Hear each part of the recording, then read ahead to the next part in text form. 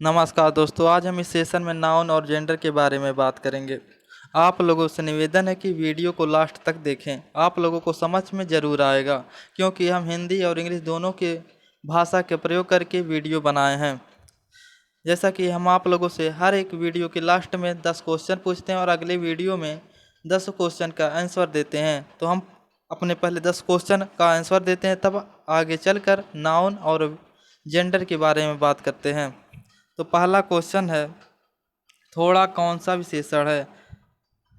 तो थोड़ा परिणामवाचक या परिणाम बोधक विशेषण है। परिणामवाचक विशेषण या परिणाम बोधक विशेषण दोनों एक ही को कहते हैं। दूसरा क्वेश्चन है, परिविशेषण किसे कहते हैं? विशेषण किसी विशेषता बताने वाले शब्द परिविशेषण कहलाते हैं। अब विशेषण जान लीजिए किसे कहते हैं, जो कि बहुत महत्वपूर्ण है। विशेषण, सर्वनाम, यही सब अधिकतम पूछता है। तो विशेषण किसे कहते हैं? संज्ञा शब्द की विशेषता बताने वाले शब्द विशेषण कहलाते हैं। विशेषण 4 प्रकार के होते हैं: गुणवाचक विशेषण, परिणामवाचक विशेषण, संख्यावाचक विशेषण, संकेतवाचक विशेषण। तीसरा क्वेश्चन है, क्रिया विशेषण किसे कहते हैं? तो जो शब्द क्रिया की विशेषता बताते हैं वह क्रिया विशेषण शब्द कहलाते हैं। एग्जाम्पल देख लीजिए, घोड़ा तेज दौड़ता है। घोड़ा तेज दौड़ता है।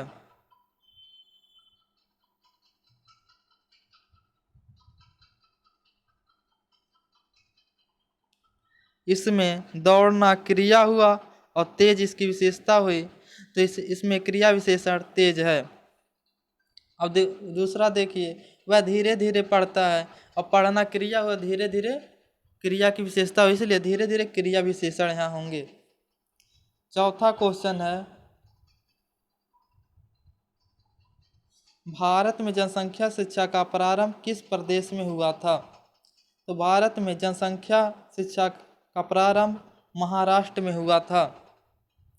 पांचवा क्वेश्चन है, एनसीटीई से संबंधित उत्तर प्रदेश का कार्य कहाँ होता है? तो एनसीटी का से संबंधित उत्तर प्रदेश का कार्य दिल्ली में होता है। छठवां क्वेश्चन है, न्यूटन गुणे मीटर बराबर होता है। तो न्यूटन में गुणे मीटर बराबर जूल होता है, जिसे कार्य का मात्रक भी कहते हैं।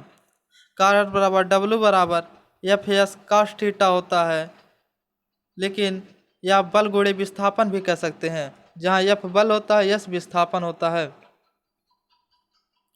सातवां क्वेश्चन है, सीढ़ी किस प्रकार का उत्तोलक है? तो सीढ़ी तृतीय प्रकार का उत्तोलक है। उत्तोलक का चैप्टर हम आप लोगों को पढ़ा चुके हैं, वहाँ विस्तृत जानकारी आप लोग ले सकते हैं। आठवां क्वेश्चन है, किन्हीं दो संख्याओं का मध्य 18 तथा संख्याओं का लय 36 है, तो संख्याओं का लय से बताओ। 8वां क्वेश्चन है, किन्हीं दो संख्याओं का मध्य 18 तो संख्याओं का गुणनफल 36, तो संख्याओं का लय से बताओ। तो संख्याओं का गुणनफल बराबर होता है लय से गुणे में से। तो संख्याओं का गुणनफल 36 दिया है, लय से गुणे में से 18 दिया है, तो लय से बराबर 36/18, तो लय से 2 आएगा। 9वां है, -4/9 का गुणात्मक प्रतिलोम है। तो -4/9 का गुणात्मक प्रतिलोम -9/4 होगा। 10वां क्वेश्चन है, 21 की अनुवर्ती संख्या है। तो 21 की अनुवर्ती संख्या 23 होती है। 21 की अनुवर्ती 22 होती है। 22 की अनुवर्ती 23 होगी। अनुवर्ती मतलब होता आने वाला संख्या। आप लोग कमेंट में आंसर जरूर दिया करें। जो क्वेश्चन 10 पूछे जाते हैं, ये हर एक पेपर में आए हुए हैं या आने की संभावना है इनकी। तो अब आते हैं नाउन पे। नाउन किसे कहते हैं?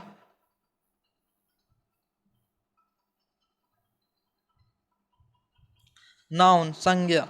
नाउन को हिंदी में संज्ञा कहते हैं। ना संज्ञा हिंदी में, अंग्रेजी में लगभग नहीं, पूरा 5 संज्ञा हिंदी में भी होते हैं, 5 संज्ञा अंग्रेजी में भी होते हैं संज्ञा के प्रकार। परिभाषा ये दो हिंदी और अंग्रेजी दोनों लिख में है। हिंदी में भी काम कर सकता करेगा, अंग्रेजी में भी काम करेगा। तो पहला परिभाषा है नाउन का। Noun is the name of person, palace और थिंग। एकदम सरल भाषा में, noun is the name of a person, palace और थिंग। दूसरे शब्द में कह सकते हैं noun is the naming word.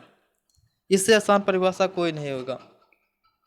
अब हिंदी में देखिए, वह शब्द जो किसी व्यक्ति, स्थान या वस्तु के नाम को व्यक्त करता है संज्ञा कहलाता है। जैसे Ram, Kanpur, table, river, etc इत्यादि होते हैं।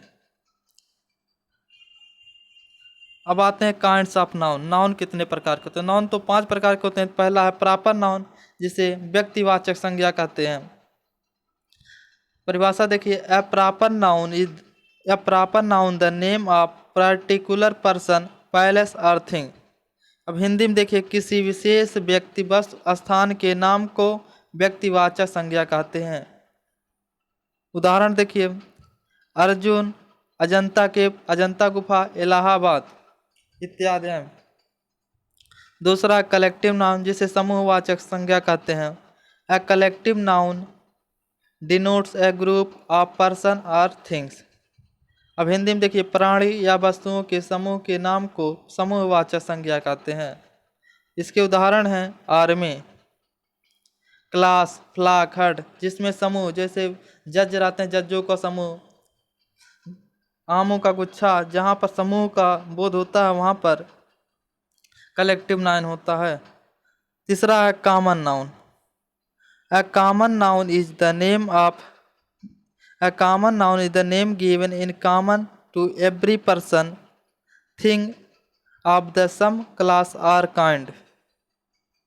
हिंदी में देखिए परिभाषा। दूसरा परिभाषा देख लीजिए अगर टफ लगा। A common noun denote a class of object.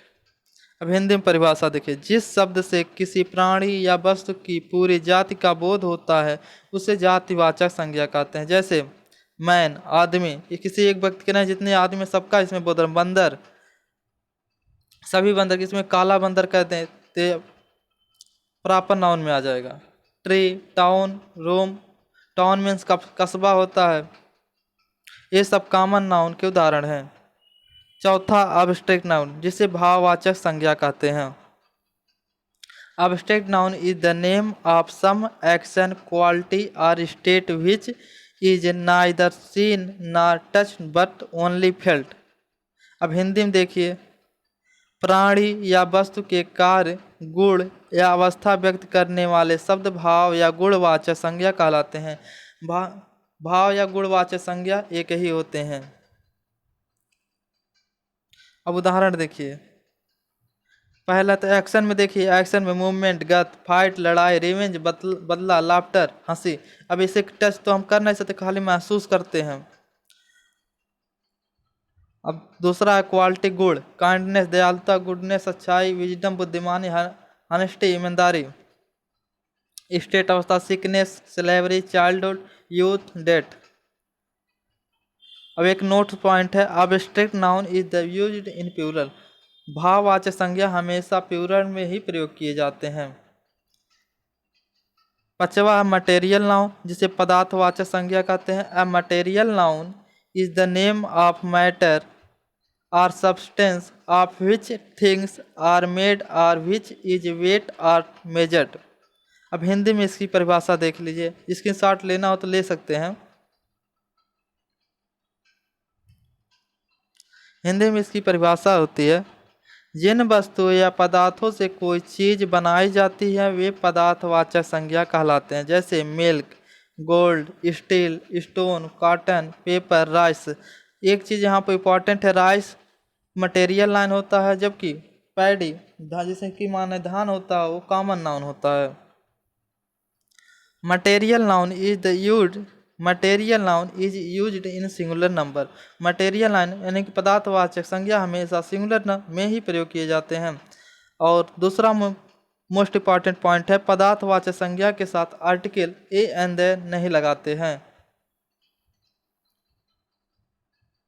ये भी एक पॉइंट है। प्रॉपर नाउन और कलेक्टिव नाउन, अब्स्ट्रैक्ट नाउन और मटेरियल नाउन का प्रयोग कॉमन नाउन में भी होता है। देखते हैं कैसे। रुस्तम आज ब्रेव सोल्जर।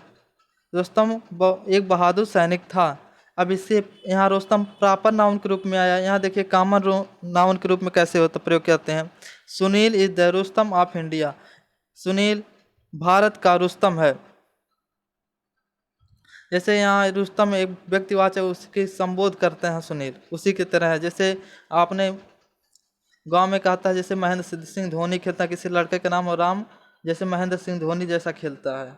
यहाँ पर महेंद्र सिंह धोनी कॉमन नाउन का प्रयोग होता है, और लेकिन जब अलग से केवल महेंद्र सिंह धोनी के बारे में बात हो तो वहाँ प्रॉपर नाउन के रूप में प्रयोग होगा।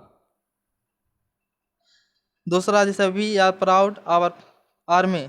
आर्मी यहाँ कलेक्टिव नाउन है। अब आर्मी यहाँ देखिए कॉमन नाउन के रूप में प्रयोग होता है। Armies were order to retreat. तीसरा है अब्स्ट्रैक्ट नाउन, भाववाचक संज्ञा के रूप में प्रयोग हुआ death. Death keeps on calendar. अब इसका कॉमन नाउन के रूप में देखिए several deaths R report from the city. अगला एक पॉइंट और है यहाँ, कलेक्टिव नाउन के साथ वर्ब सिंगुलर में ये लगते हैं। जैसे समूहवाचक संज्ञा के हमेशा वर्ब सिंगुलर का लगता है। जैसे the army is on its march. लेकिन जब ये खंडित कर दिए जाते हैं तो प्लूरल में प्रयोग किए जाते हैं, जब अलग अलग इन्हें डिवाइड कर दिए जाते हैं। द केसेज में कुछ केसेज में एब्स्ट्रैक्ट नाउन को कलेक्टिव नाउन में प्रयोग करते हैं। जैसे यहाँ देखते हैं, फिर रिपीट हो गया है। द यूथ युवा of the city welcome him. इस शहर के युवा उसका स्वागत किए। इसका अर्थ होगा इस शहर के युवा उनका स्वागत किए। दूसरा एग्जाम्पल है the manhood of country is drained by war. अब आते हैं जेंडर। जेंडर मुख्यतः इंग्लिश में मुख्यतः 4 प्रकार के होते हैं, जबकि आप लोगों में न्यूट्रल और कॉमन जेंडर के एक ही में रखा, लेकिन ऐसा गलत है। लिंग इंग्लिश में मुख्यतः 4 रूपों में पाए जाते हैं। पहला है मैस्कुलिन जेंडर, जिसे पुल्लिंग कहते हैं। Names of male are in the masculine gender. अब हिंदी में देखिए, जिस नाउन या प्रोनाउन के द्वारा मेल का बोध होता है वो दो पुल्लिंग के अंतर्गत आते हैं। एग्जाम्पल देखिए, boy, man, dog, ox, Ram. दूसरा फेमिनिन जेंडर, जिसे स्त्रीलिंग कहते हैं। Names of females are in the feminine gender. परिभाषा एकदम आसान ही भाषा में लिखाए हैं आप लोगों को। हिंदी में देखिए, जिस नाउन या प्रोनाउन से फीमेल का बोध हो फेमिनिन जेंडर के अंतर्गत आते हैं। जैसे गर्ल, वोमेन, एक्ट्रेस। एक्ट्रेस में सब अभिनेत्री होता है। काउ मीन्स गाय। यहाँ पर गर्ल, वोमेन, एक्ट्रेस और काउ फेमिनिन जेंडर में आते हैं। तीसरा है न्यूट्रल जेंडर, जिसे नपुंसक कहते हैं। ऐसे नाउन जिसमें किसी लिंग का निर्धारण न हो न्यूट्रल जेंडर के अंतर्गत हैं। जैसे पेन, बुक, क्लास, इसमें किसी लिंग का निर्धारण नहीं हो रहा है, इसलिए न्यूट्रल जेंडर में है। और चौथा कॉमन जेंडर, ऐसे जेंडर जिसके माध्यम से मेल फीमेल दोनों का बोध हो कॉमन जेंडर के अंतर्गत है। जैसे teacher, professor, doctor, police, army, ये सब कॉमन जेंडर के अंतर्गत आते हैं। तो आज के सेशन में हम आप लोगों को नाउन और जेंडर का कंप्लीट बता दिए जानकारी। अब हम 10 क्वेश्चन देखते हैं जो आप लोगों से पूछते हैं, आप लोग आंसर जरूर दीजिएगा इसका। पहला क्वेश्चन है, यह कौन सा सर्वनाम है। दूसरा क्वेश्चन, द्रुत पाठ का अर्थ है क्या है। तीसरा क्वेश्चन है, डाइटवेस्ट methods is also known as. पहला है प्ले मेथड, दूसरा है प्रैक्टिकल मेथड, तीसरा है रीडिंग मेथड, चौथा है इंडक्टिव मेथड। चौथा क्वेश्चन है, प्रकाश संश्लेषण की क्रिया में कौन सी गैस निकलती है। पांचवा क्वेश्चन है, सिरके का रासायनिक सूत्र लिखिए।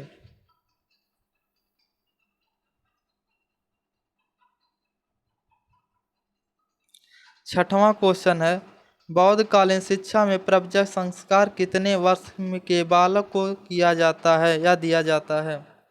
छठवां क्वेश्चन है, बौद्ध कालीन, वैदिक कालीन या गुरुकुल शिक्षा किस जीवन दर्शन पर आधारित थी। आठवां क्वेश्चन है, सत्यार्थ प्रकाश पुस्तक के लेखक हैं। नवां क्वेश्चन है, मैकाले ने अपना विवरण कब प्रस्तुत किया। 10वां क्वेश्चन है, सबसे छोटी पूर्ण संख्या है। तो ये 10 क्वेश्चन जो हम आप लोगों से पूछते हैं, ये कंपटीशन में आए हुए हैं या आने की संभावना है। तो आज के सेशन में बस इतना ही। धन्यवाद साथियों।